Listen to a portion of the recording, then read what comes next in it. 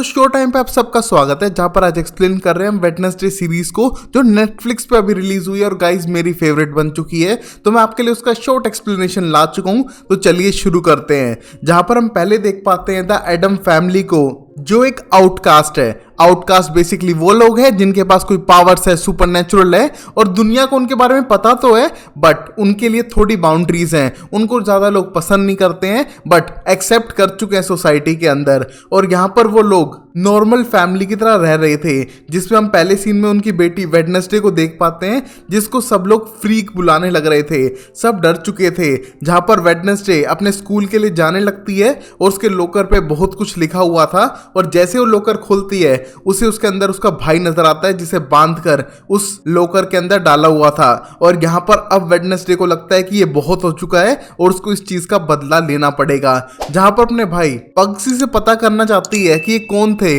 जिसने उसे बांधा, बट यहाँ पर पक्षी को याद ही नहीं था, क्योंकि ये सब एक झटके में हुआ। और तभी अपने भाई के हाथ पकड़ के उसको एक विजन आने लगता है, जिसमें उसे सबकी शक्लें नजर आती हैं कि किसने उसके भाई के साथ इतना बदतमीजी भरा बर्ताव किया। और यहाँ पर वो उनके पास जाने लगती है उनको कन्फ्रंट करने के लिए कि उनको ये नहीं करना चाहिए था, बट यहाँ पर सब लोग हंसने लगते हैं क्योंकि उससे कोई डर नहीं रहा था। और यहाँ पर वेडनेसडे साफ करती है कि उसके भाई को सिर्फ वो टॉर्चर कर सकती है, कोई और नहीं। और यहाँ पर उनके स्विमिंग पूल में पिरानास डाल देती है, जहां पर सब लोग बच के भागने लगते हैं, बट एक दो को तो पिराना ने काट के खून खून कर दिया था। और यहाँ पर वेडनेसडे ने ये सब रिवेंज के लिए किया और यहाँ पर वो बहुत ज्यादा एक्साइटेड थी ये करके, बट जो उसने किया था उसका उसे रिजल्ट मिल चुका है। जहां पर उसकी मॉम और डैड उसको छोड़ने जा रहे हैं एक बोर्डिंग स्कूल में, जो था नेवरमोर, एक आउटकास्ट के लोगों का स्कूल जहां पर सुपरनेचुरल क्रीचर पढ़ते हैं।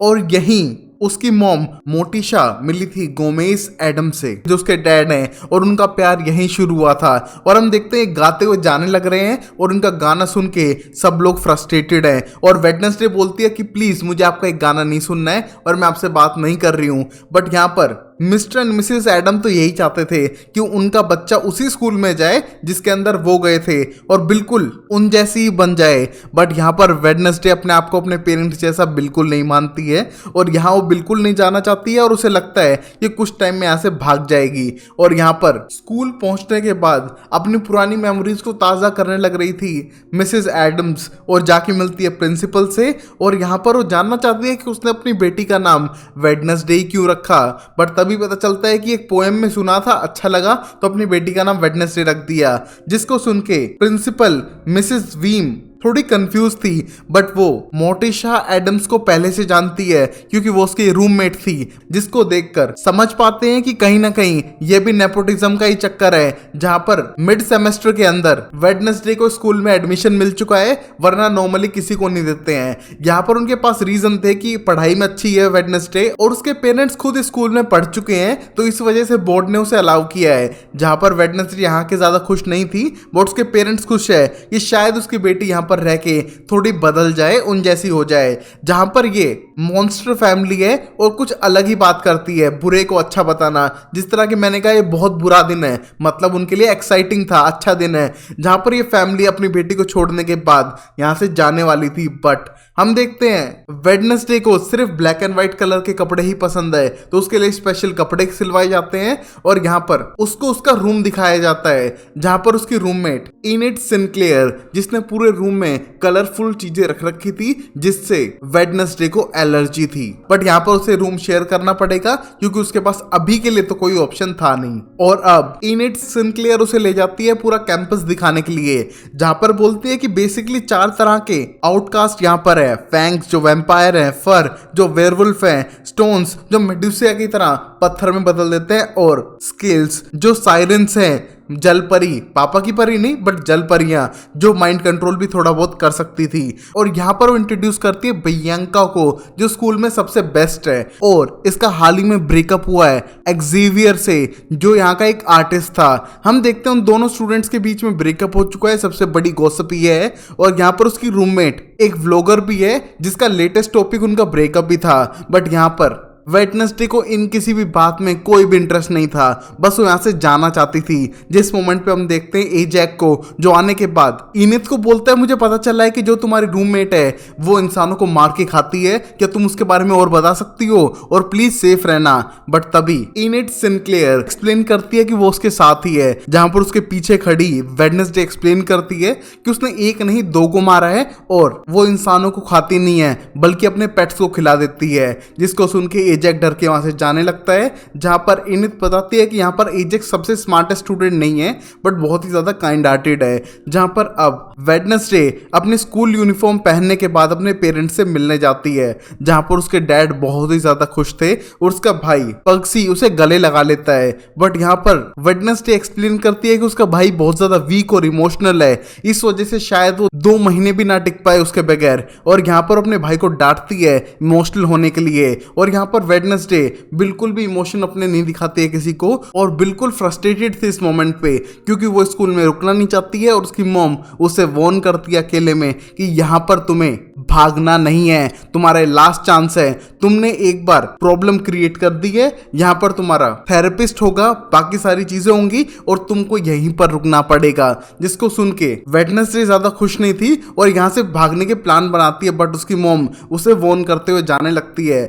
और जाते समय बहुत ज्यादा इमोशनल होती है अपनी बेटी को अकेला छोड़ने के लिए। बट उनने दे दिया था एक बोल जिससे वो वीडियो कॉल कर सकते हैं और उसे कांटेक्ट करेंगे 1 हफ्ते बाद ही, जब वो यहाँ पर सेटल डाउन हो जाएगी। और एक नेकलेस जिसमें M बना हुआ था जो WB है, जो उन दोनों की इनिशियल्स थे। और यहाँ पर उसकी मॉम बताती है कि ये एक एस्टेक प्रीस्ट का यूज किया हुआ है और ये तुम्हारे विजन्स में शायद हेल्प कर सकता है। बट तभी वेडनेसडे इस बात से खुश नहीं हुई थी और वो एक्सप्लेन करती है कि उसको अपनी माँ जैसा नहीं बनना है, उसे एक हाउसवाइफ नहीं बनना है, उसको एक फैमिली नहीं चाहिए। और यहाँ पर ये सुन के उसकी माँ को बहुत बुरा लगा था, बट वो इसमें कुछ कर नहीं सकती है कि वेडनेसडे उन जैसा नहीं बनना चाहती है। और उसकी माँ की हालत देख के मिस्टर एडम एक्सप्लेन करते हैं कि तुम्हें चिंता करने की जरूरत नहीं है, मैं उसकी हेल्प के लिए किसी को छोड़ते हुए चला जाऊंगा। जहां पर एक बटन दबा के गाड़ी के अंदर से एक हैंड को जमीन पे गिर देता है, जो फ्रैंकेनस्टाइन के हैंड जैसा लग रहा था, जो भागते हुए स्कूल के अंदर जा रहा था। और अब हम देख पाते हैं स्कूल के पास एक गाड़ी रुकती है और यहाँ पर एक बंदा ट्रैकिंग के लिए नेवरमोर एकेडमी के पास से जाने वाला था, जिसके लिए वो ट्रक ड्राइवर मना करती है कि ऐसा मत करना, तुम्हें पता है ना वहां पर आउटकास्ट वाले लोग रहते हैं। बट यहाँ पर इस लड़के को ऐसा नहीं लगता है, उसे लगता है जो भी वो मॉन्स्टर थे उससे उसे फर्क नहीं है, क्योंकि उसके कैंप में उसका इंस्ट्रक्टर एक वेयरवुल्फ था, उसे कोई प्रॉब्लम नहीं है। बट यहाँ पर वो लेडी फिर इन्फॉर्म करती है कि यहाँ पर वेयरवुल्फ जब वुल्फ बन जाते हैं तब क्या करते हैं तुम्हें पता है ना, वो फाड़ देते हैं, तो बिल्कुल भी इन पे यकीन मत करना। बट ये लड़का बिना सुने जंगलों में जाने लगता है और थोड़ी देर बाद में हम देखते हैं कि कोई जानवर उस पर अटैक करता है और उसे मार डालता है। और अब पुलिस यहाँ पर आने के बाद इन्वेस्टिगेट भी करती है, उन्हें पता है कि ये नेवरमोर की वजह से ये कत्ल हुआ है, बट वो जब तक कोई कनेक्शन बना नहीं लेते हैं वो किसी को ब्लेम कर नहीं सकते हैं। और यहाँ पर पुलिस को डाउट है कि अंदर से कोई क्रीचर आकर इनको मारने लग रहा है, जहां पर लाश के टुकड़े अलग अलग जगह पर पड़े हुए थे। और अब शाम को हम देख पाते हैं वेडनेसडे यहाँ पर फिट इन होने का ट्राई कर रही थी, बट उसकी रूममेट इनिड बहुत ज्यादा साउंड कर रही है, गाने बजा रही है, जो वेडनेसडे को बिल्कुल भी पसंद नहीं आ रहा था। और यहाँ पर उनके बीच लड़ाई होने वाली थी, बट तभी मिस थॉर्नहिल आ चुकी हैं, जो यहाँ पर सब बच्चों को ख्याल रखती हैं और यहाँ पर लेके आ चुकी हैं ब्लैक डालिया नाम का फ्लावर वेडनेसडे के लिए, क्योंकि उसे पता है कि उसे ब्लैक या व्हाइट चीजें ही पसंद है। जहां पर वो रिक्वेस्ट करती हैं कि यहाँ पर पीसफुल माहौल बनाए रखें, रूम के अंदर लड़के नहीं आने चाहिए, लाउड म्यूजिक नहीं होना चाहिए और बिल्कुल शांति से रहें। जहां पर वेडनेसडे पूछने लगती है कि हम पास वाले टाउन में कैसे जा सकते हैं, जहां पर मिस थॉर्नहिल एक्सप्लेन करती हैं और वार्न करती हैं टाउन में जाना एक प्रिविलेज है तुम सब लोगों के लिए, बट वहां पर कोई गड़बड़ नहीं करनी है तुम्हें जाने के बाद, और वहां पर नॉर्मल बिहेव करना है जिससे कि कुछ गलत ना लगे लोगों को। और यहाँ पर वेडनेसडे तो प्लान बना रही थी यहाँ से भागने के लिए, और वो ये सब बातें सुनने के बाद अपने आधे रूम को अपने हिसाब से सेट करने लगती है, क्योंकि उसे कलरफुल चीजें पसंद नहीं थी। और अब अगले दिन हम देख पाते हैं वेडनेसडे जा चुकी थी तलवारबाजी की क्लास में और वहां पर देखती है कि प्रियंका ने रोन नाम के लड़के को हरा दिया था और यहाँ पर प्रियंका सबसे बेस्ट है तलवारबाजी में और लगभग सब चीजों में। और उस मोमेंट पे उसको चैलेंज देने के लिए वेडनेसडे आ चुकी थी, जहां पर उसका चैलेंज पहले तो एक्सेप्ट नहीं करती है, बट बाद में करने के बाद पहले राउंड में प्रियंका हारती है, दूसरे में वेडनेसडे, और तीसरे राउंड के लिए वेडनेसडे अपने मास्क को उतार देती है और वो चाहती है कि जिसका पहले खून गिरेगा वो हार जाएगा। जहां पर पहले प्रियंका रेडी नहीं थी, बट यहाँ पर एक कंपटीशन शुरू होता है क्योंकि अब प्रियंका की सेल्फ रिस्पेक्ट का सवाल था। और इस लड़ाई के बीच हम देख पाते हैं कि सब लोग इनकी लड़ाई देख रहे थे, जहां पर वेडनेसडे बहुत बढ़िया कंपटीशन दे रही थी प्रियंका को, बट प्रियंका ज्यादा पावरफुल थी और यहाँ पर वो मारती है कट वेडनेसडे को और वेडनेसडे को हरा देती है। जिसके बाद वेडनेसडे को गुस्सा तो बहुत आ रहा है बट वो कुछ कर नहीं पाती है और बाद में बैंडेज लगाने के बाद वहां से जाने की ट्राई कर रही थी, बट तभी उसे मिलता है रॉन, जिस लड़के को प्रियंका ने हराया था, और वो उससे कुछ ना कुछ बात करना चाहता था क्योंकि वो भी एक आउटकास्ट है इस पूरे आउटकास्ट स्कूल के अंदर। बट यहाँ पर वेडनेसडे को उससे कोई बात नहीं करनी है, वो सीधा जाने लगती है अपने रूम की तरफ, बट तभी एक गोर्गन का स्टैचू उसके ऊपर गिरने लगता है और यहाँ पर पहुंच चुका था एक्सेवियर उसकी जान बचाने के लिए। बट हम देखते हैं यहाँ पर इस जंप को लगाने के बाद वेडनेसडे बेहोश हो चुकी है और अब थोड़ी देर बाद वेडनेसडे की आंख खुलती है तो अपने आप को डरा हुआ पाती है, बट उस मोमेंट पे उसके पास एक्सेवियर बैठा हुआ था जिसने उसकी जान बचाई थी। बट यहाँ पर वेडनेसडे उसको थैंक यू नहीं कहना चाहती है क्योंकि वो नहीं चाहती थी कि उसकी कोई जान बचाए, वो खुद ही इतनी पावरफुल है कि वो अपनी जान बचा सकती है। बट उस मोमेंट पे एक्सेवियर एक्सप्लेन करता है कि वो अपने आप को नहीं बचा पाती और एक तरह का उसने फेवर रिटर्न किया है क्योंकि वो पहले मिल चुके हैं और उसकी उसने हेल्प की थी। बट यहाँ पर वेडनेसडे को तो याद नहीं था कि वो कौन है, बट तभी वो बताता है कि वो पहले 2 फुट का बहुत ही ज्यादा मोटा हुआ करता था। जब वो 10 साल का था वो उस टाइम पे वेडनेसडे से मिला था उसके ग्रैंडमा के फ्यूनरल पे, क्योंकि उसकी ग्रैंडमा और वेडनेसडे की ग्रैंडमा बेस्ट फ्रेंड थी यूरोप में और बहुत अच्छा टाइम बिताया हुआ था उनने, और यहाँ पर उन दोनों की फैमिली एक दूसरे को जानती है। जिस मोमेंट पे वेडनेसडे को कुछ कुछ याद आने लगता है ये किस तरह हाइड एंड सीक खेलते हुए उसके साथ एक्सेवियर एक बास्केट के अंदर फंस गया था और उसकी ग्रैंडमा का फेक डेथ वाला प्लान कैंसिल करवा दिया था उसने पूरा, और यहाँ पर ये सब वेडनेसडे की वजह से हुआ था। और इस पुराने मोमेंट को याद करते उन्हें याद आता है कि वो पहले से एक दूसरे को जानते हैं बट बहुत पहले मिले थे। जिस मोमेंट पे वेडनेसडे अभी भी उसे थैंक यू नहीं कहना चाहती है उसकी जान बचाने के लिए, और एक्सेवियर को पता है कि वेडनेसडे स्टार्टिंग से ही ऐसी है। और गाइस इस मोमेंट पे हम देख पाते हैं कि अब वेडनेसडे अपने रूम में वापस आ चुकी है और अपनी टाइपिंग स्टार्ट करती है क्योंकि वो एक नोवेल लिख रही थी, और उस मोमेंट पे उसे नजर आता है कि उसके बेड पे कुछ है और वो समझ चुकी थी कुछ नहीं, वो द हैंड है जिसका नाम है द थिंग। और यहाँ पर वो थिंग को पकड़ती है और उसको टॉर्चर करने का ट्राई करती है कि उसके माँ बाप ने उसे छोड़ा है उसके पीछे, तो वो बताए कि वो ऐसे क्यों कर रहे हैं, वो क्यों उसकी लाइफ को मैनिपुलेट कर रहे हैं। बट यहाँ पर थिंग उसे रिक्वेस्ट करता है कि उसे छोड़ दे, इसमें उसकी क्या गलती है। और उस मोमेंट पे वो थिंग को वार्न करती है कि अगर उसे टॉर्चर नहीं सहना है तो वो उससे लॉयल हो जाए और उसकी हेल्प करे इस जगह को छोड़ के जाने में, क्योंकि उसके पास एक प्लान है जहां पर थिंग अब वेडनेसडे की हेल्प करेगा क्योंकि उसको अपनी जान भी तो बचानी है ना। और यहाँ पर वेडनेसडे के पास प्लान है यहाँ से भागने के लिए, और अब प्रिंसिपल खुद लेके जाने लगती है वेडनेसडे को उसकी थेरेपी सेशन के लिए, क्योंकि कोर्ट ने ऑर्डर दिया है जो उसने पिराना छोड़ी थी उसके बाद उस पर कई सारे इल्जाम लगे थे और यहाँ पर थेरेपी जरूरी थी और यहाँ से ना भाग जाए इसलिए प्रिंसिपल खुद आई हुई है। बट यहाँ पर वेडनेसडे बताती है कि उसके आने का कोई फायदा नहीं है, अगर उसे भागना होगा तो फिर भी भाग जाएगी। जहां पर वो अपने थेरेपिस्ट से मिलके साफ कर देती है कि उसे थेरेपी की कोई जरूरत नहीं है, और यहाँ पर उसका थेरेपिस्ट बार बार बोलता है कि जो भी तुमने उन लड़कों के साथ किया क्या वो सही था। बट यहाँ पर वो एक्सप्लेन करती है कि वो उसके भाई के साथ बदतमीजी करेंगे तो उनके लिए बेटर है, वो मरे तो नहीं है ना, वो जिंदा है, बस एक टेस्टिकल ही तो गायब हुआ है, उससे हो क्या जाएगा। और ये सुनने के बाद थेरेपिस्ट समझ पा रही थी कि इसको बुरे काम करने में ज्यादा टाइम नहीं लगता है और कोई इमोशन वाली फीलिंग है ही नहीं इसके अंदर। बट यहाँ पर वो एक्सप्लेन करती है कि उसको इसकी कोई जरूरत नहीं है, जल्दी सेशन खत्म करो जिससे कि यहाँ से जा सके। जिस मोमेंट पे थेरेपिस्ट उसकी बुक्स के बारे में बात करने लगती है कि उसने अब तक 3 नॉवल लिखी हैं बट उनमें से कोई छपी क्यों नहीं। जहाँ पर वो एक्सप्लेन करती है वेडनेसडे कि उसकी जितनी भी नॉवल छपती हैं लोगों को समझ ही नहीं आती है, उनका शायद दिमाग छोटा है इस वजह से एडिटर कभी उसकी स्टोरीज को एक्सेप्ट नहीं करता है और उसके बदले वो थैंक यू जरूर भेजती है उन्हें, जहां पर पता चलता है कि वो एडिटर्स को माइक स्ट्रैप भेजती है गुस्से में,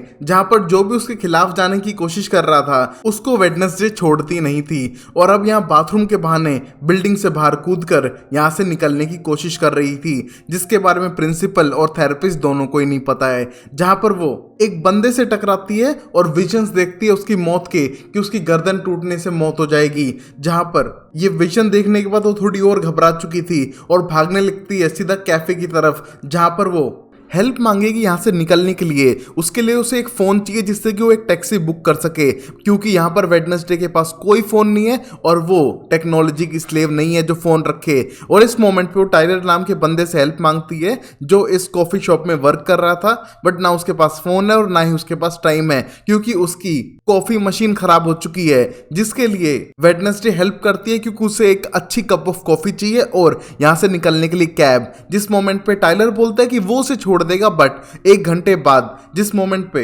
वेडनेसडे यहाँ रुकना नहीं चाहती है तो उसे रिश्वत देने की कोशिश करती है, बट टाइलर एक्सप्लेन करता है कि वो यहाँ पर अपनी शिफ्ट को छोड़ के नहीं जा सकता है और उसको वेट करना पड़ेगा अगर वो उसके साथ जाना चाहती है तो। और उसकी बात मानते हुए वेडनेसडे यहाँ कॉफी पीते हुए बैठने लगती है इस कॉफी शॉप के अंदर, बट यहाँ पर थेरेपिस्ट नीचे आ चुका है और प्रिंसिपल को बता देता है कि यहाँ से गायब हो चुकी है वेडनेसडे और वो उसको इसी टाउन में ढूंढने लग रहे थे। जहाँ पर वेडनेसडे बैठ के अपनी कॉफी पी रही है और ऑब्जर्व कर पाती है 3 लोगों को जिसने अजीब से कपड़े पहने हैं पुराने जमाने के, और पता चलता है कि ये पिलग्रिम वर्ल्ड में वर्क करते हैं और नेवर मोर के स्टूडेंट से नफरत करते हैं क्योंकि वो आउटकास्ट हैं और उसके साथ बदतमीजी करने लगते हैं, जो वेडनेसडे को बिल्कुल पसंद नहीं आई थी, स्पेशली इसलिए क्योंकि वो पिलग्रिम वर्ल्ड को सपोर्ट कर रहे थे। एक ऐसा थीम पार्क जो मरे हुए लोगों के बारे में है उसको बिल्कुल भी पसंद नहीं आएगा। बट यहाँ पर मेयर का खुद का बेटा था उस ग्रुप में जो बोलता है कि ये मेरे डैड से बिलोंग करता है और तुम्हें अच्छा नहीं लगा, जहां पर आप ये वेडनेसडे पे अटैक करते हैं। बट पर वेडनेसडे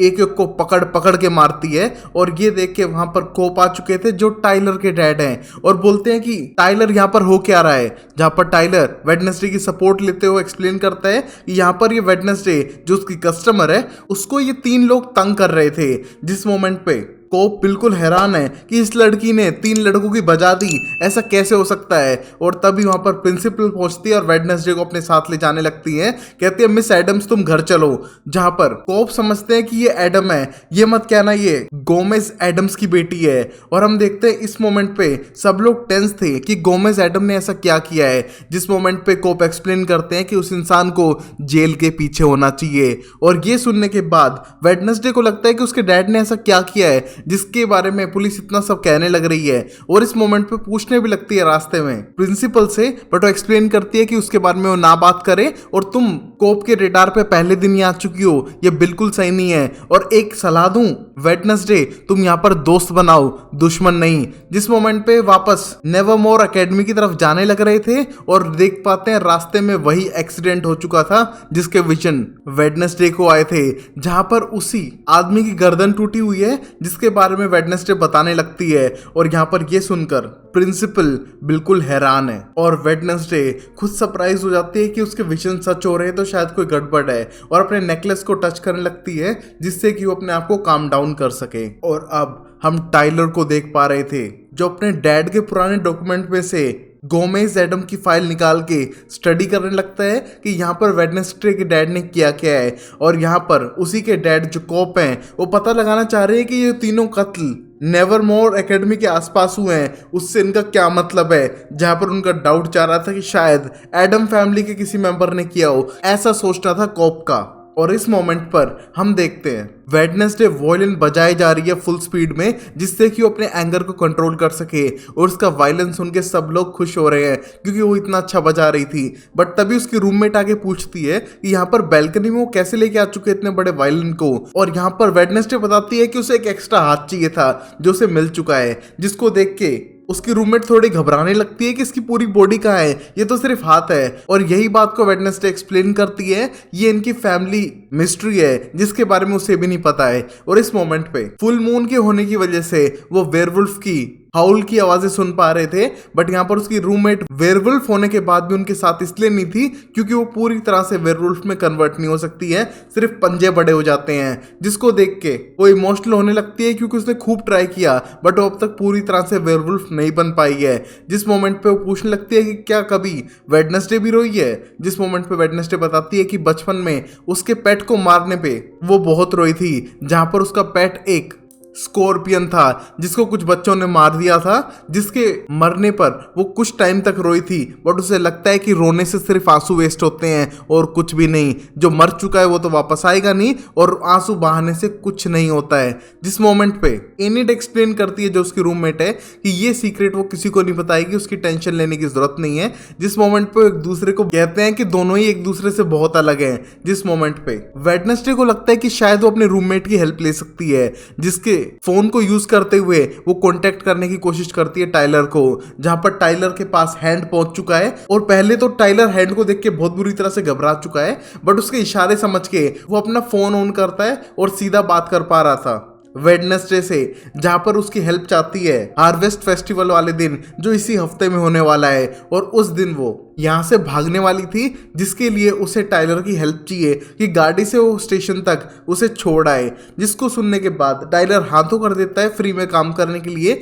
बट उसे डर था कि ये सब परफेक्टली हो पाएगा। और यहाँ पर हम देखते हैं वेडनेसडे तो पूरी प्लानिंग करके बैठी थी और प्लान के हिसाब से वेडनेसडे वेट कर रही थी टाइलर का, जहां पर उस पर निगाह रखे हुए प्रिंसिपल। और तभी वो बार बार बलून फोड़कर एक बड़ा सा टेडी बियर जीतने की कोशिश करती है और उसके पास एक्सेवियर आ चुका था और वो उससे ज्यादा अच्छी दोस्ती करना चाहता है, बट यहाँ पर टाइलर के आते वहां से जाने लगता है क्योंकि उसे लगता है कि वेडनेसडे उसका वेट कर रही थी, जहां से दोनों जाने की प्लानिंग करते हैं। बट टाइलर एक्सप्लेन करता है कि उसके डैड कर्फ्यू होने से पहले उसे वापस चाहते हैं, तो इन्हें सब कुछ जल्दी करना पड़ेगा। जहां पर प्रिंसिपल को भटकाने के लिए वो अपना बड़ा सा टेडी बियर उन तक पहुंचाती है और खुद गायब हो जाती है। जहां पर हम देखते हैं टाइलर को जो गोमस एडम्स की सारी फाइल लेके आ चुका था और वो वेडनेसडे को दे देता है क्योंकि जानता है उसके डैड वेडनेसडे के डैड को बहुत ज्यादा हेट करते हैं, तो उसके बारे में वेडनेसडे को पता होना चाहिए। और वो क्राइम रिपोर्ट पढ़ने के बाद शायद वो जान पाएगी उसके डैड ने रियल में क्या किया है। बट इस मोमेंट पे उन्हें भागना होगा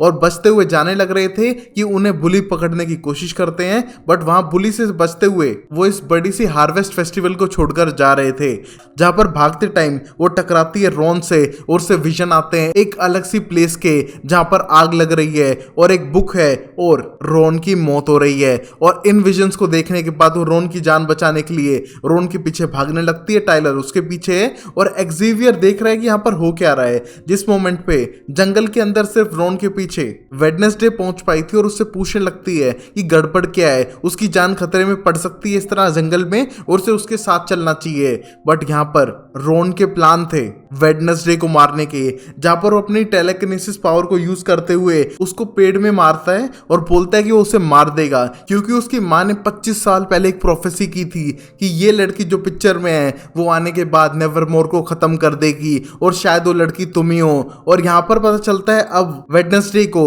उसको मारने की कोशिश पहले भी कर चुका है रॉन उस बड़ी सी गोरगोल की मूर्ति को गिराकर। और यहाँ पर वो समझ नहीं पा रही है कि सिर्फ एक फोटो को देखकर कैसे रॉन उसे मार सकता है, बट यहाँ पर रॉन उस प्रोफेसी पे बिल्कुल यकीन करता था और उसे जान से मारने की कोशिश करता है। बट तभी वहां पर एक मॉन्स्टर आता है जो रॉन को जान से मार के वहां से भाग जाता है। जहां पर उसने देखा तो वेडनेसडे को भी था, बट उसने वेडनेसडे को मारा नहीं। हम देखते हैं वेडनेसडे सीधा पहुंचती है रॉन की बॉडी के पास, जहां पर वो उसे मरा हुआ पाती है और वहां से वो ले लेती है उस फोटो को जिसमें एक लड़की बनाई हुई थी और उसे लगता है कि शायद वो वही है। उसको लेके वापस आ चुकी थी नेवरमोर के अंदर और यहाँ पर उस फोटो और अपने डैड के क्राइम रिपोर्ट्स को रखकर बहुत ज़्यादा टेंस नजर आती है। बट तभी उसके पास आ चुकी है मैजिक दुनिया की वीडियो कॉल, जहां पर उसकी बोल में से उसके पेरेंट्स उससे बात करने की कोशिश करते हैं और जानना चाहते हैं कि इस हफ्ते उसने कैसा बिताया, वो क्या फिट इन हो पा रही है इसके अंदर। जहां पर पहले तो वेडनेसडे सोचती है कि जब से वो आई है